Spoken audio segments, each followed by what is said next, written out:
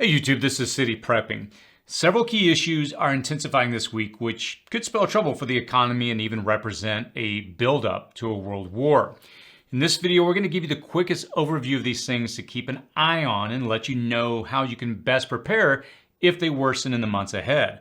Also, I'm going to announce the winner of last week's giveaway and tell you how you can enter in this week's giveaway, where we'll give away a Leatherman pocket-sized multi-tool.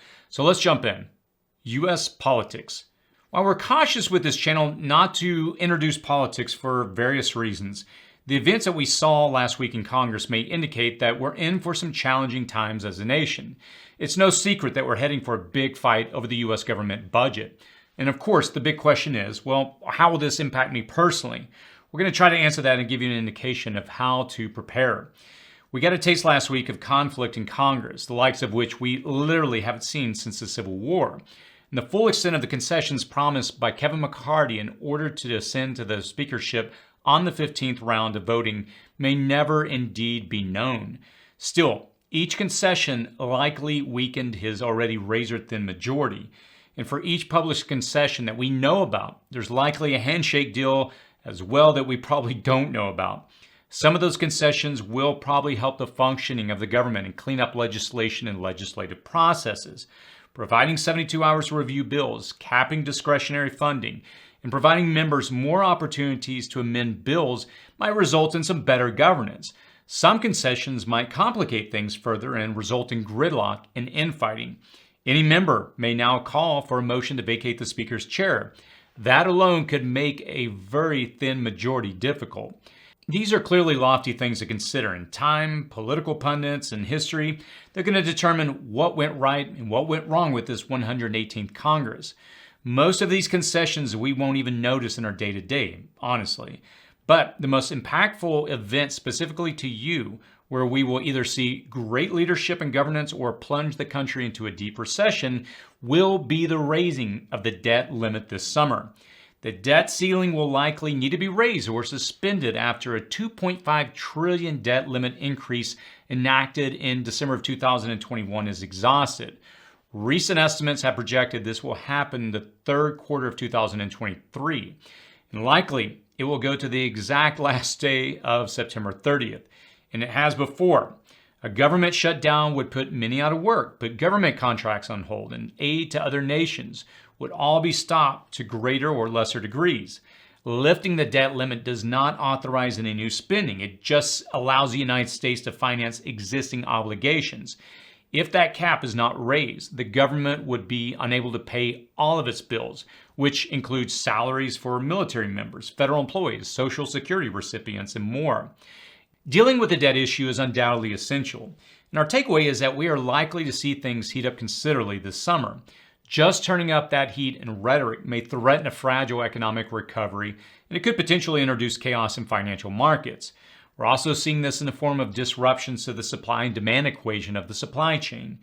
Input costs are soaring, and consumer demand is skyrocketing. If the debt ceiling debate gets too hot, or it boils over into a shutdown, inflation could potentially leap up another 10 to 20%, which will squeeze pocketbooks of the average American consumer even further. We will know how well or how poorly this Congress will function based on what happens around the passage of the rules package. I had to pause this video for just a second to check online because I put everything together before I sat down and filmed. And 13 minutes ago, this actually went through and it passed. Lo and behold, it did. So it did sell through, and it does give us a little more hope that things might work out for us. So that was a positive first step. And typically when I sit down and write these out, these videos, we just don't know everything that's going to happen until the time that we go to actually film it. But the good news is that it was not held up. It was a contentious. But minimally, I would encourage you to be preparing, as you should, for a deepening of our financial crisis and a potential rise of inflationary pressures. And I would encourage you to take this time to really look at what's going on, especially last week, as warning signs of clouds on the horizon. And take the time to, for example, download our free recession guide. I'll post a link to it in the description section below. Now, whether we slide further or recover swiftly from our economic crisis, you're going to be better positioned in both cases by implementing some or all the tips and strategies that we outlined there. It's never bad to get your finances in line, especially if things go the opposite direction. Russia, Ukraine. On Thursday, Vladimir Putin announced a ceasefire, which he said his troops would observe across the front line. But Russian shells, they continue to rain down on Bakhmut and other cities throughout the entire period. The rumors are that Putin will order the mobilization of another 500,000 conscripts this month, in addition to the 300,000 that he already called up in October. We know with certainty that Russia has sent thousands of troops to Belarus, and we know that the thousands from the 101st Airborne Divisions have been embedded alongside the Romanian land forces in Romania on the eastern border of Ukraine. Now, as the freezing temperatures continue, the ground will harden the impassable autumn mud, making armored vehicle and tank advances more probable. Russia has sent a train of its latest and most advanced T-90M tanks to the war in Ukraine. And the U.S. is sending Bradley fighting vehicles, dubbed tank killers, to Ukraine. The Bradley carries tube-launched, optically tracked, wire-guided or tow missiles capable of disabling larger targets. Germany is sending its Marder fighting vehicles and Patriot air defense systems to Ukraine. France is sending in its AMX-10 armored fighting vehicles to Ukraine. The UK is right now considering sending Challenger 2 battle tanks to Ukraine. All of these moves, coupled with the already massive Russian buildup in the east and north of Ukraine, and the stocking up of armaments in NATO countries, and this conflict is dangerously closer to an enormous escalation. Russia is using its Wagner group to source supplies and armaments from countries like North Korea. Russia denies this claim, and also that North Korea has supplied Russia with a significant number of artillery shells, as the U.S. implied back in November. The United States estimates that Wagner has 50,000 personnel deployed in Ukraine, including 10,000 contractors and 40,000 convicts recruited from Russian prisons. Now, Putin has repeatedly claimed the group does not represent Russia, but that these private military contractors have the right to work anywhere in the world as long as they do not break Russian law. Still, Yevgeny Prigozhin, Putin's closest ally and Russian oligarch, directly funds a group to the tune of around $100 million per month. We really have to wait and see what, if any, North Korean-made material show up in Ukraine. For now, if this was a powder keg before, it is growing exponentially per day. The escalation of armaments may bring this crisis to a breaking point, leading to complete chaos in a larger global war. At the very least, it signals another year of lost grain production and fiscal challenges for Ukraine, Russia, and the rest of the world. We're going to continue to monitor this as the ground hardens and this new equipment is deployed in the conflict. Storms. Storms have slammed the Pacific Northwest and Northern California. The world is being introduced to what are new terms for many, like Pineapple Express, Atmospheric River, and Bomb Cyclone. How they define what's happening and what they call it, no doubt, really doesn't matter as much as the results do. On the one hand, the rain is essential to chip away at the multi-decade megadrought the western United States is suffering through. It will likely only make a dent in that. We only know for certain once reservoir and snowpack levels are measured and the atmospheric river stops. It is generally assumed that we need a couple of years of rain like this to erase the drought altogether. Think of this as going to the filling station while running on empty, but only pumping about a quarter tank of gas into your car. It's enough to keep you going, but more is really needed to get you back to where you were and where you want to be. What is certain is that these radical swings between deep troughs of drought to massive deluges and flooding are becoming more frequent. More water in the atmosphere is supercharging storms and weakening jet streams and concentrating storms onto areas for much longer periods of time. And this is going to result in greater heat waves, more significant droughts, greater flooding, and bigger storms. Currently, 90% of Californians are under flood watch as another storm threatens mudslides and power outages.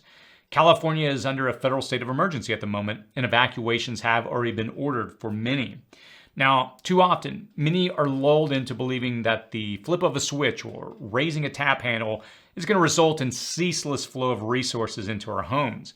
And as we see from this event and others over the last several years, that's not always the case. Your power will go out, and your water may stop flowing or be deemed undrinkable at some point.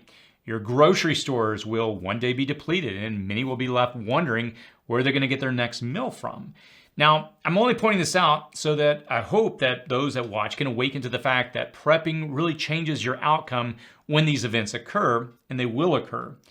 Make this the year that you get your preps in order to confidently face the challenges and the storms of the future, even if those storms feel too far away from your current vantage point. And we can see the clouds on the horizon, and it's not really a question of if the storm will eventually be overhead. It's a question of when and how strong it will be when it does strike, but it will strike.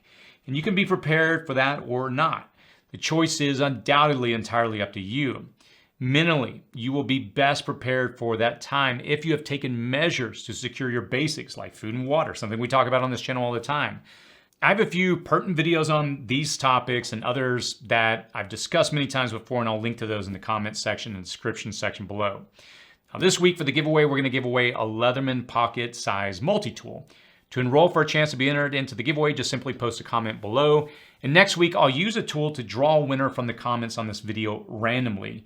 And I won't reach out to you. Please hear this. I won't reach out to you unless your name appears on the screen next week.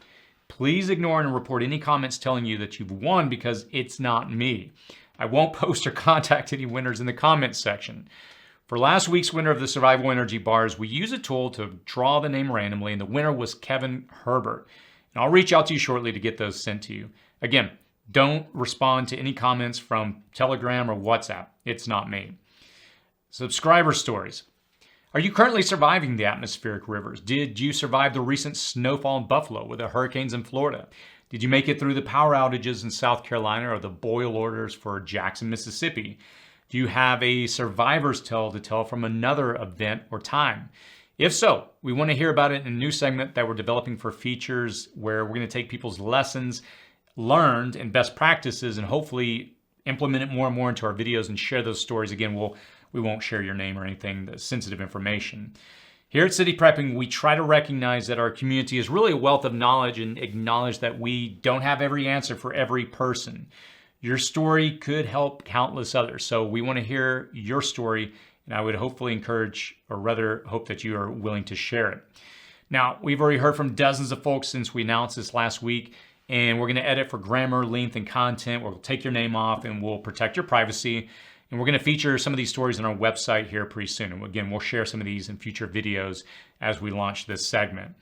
I hope that you see and learn from each other, and we believe that you have a story that you can help someone else.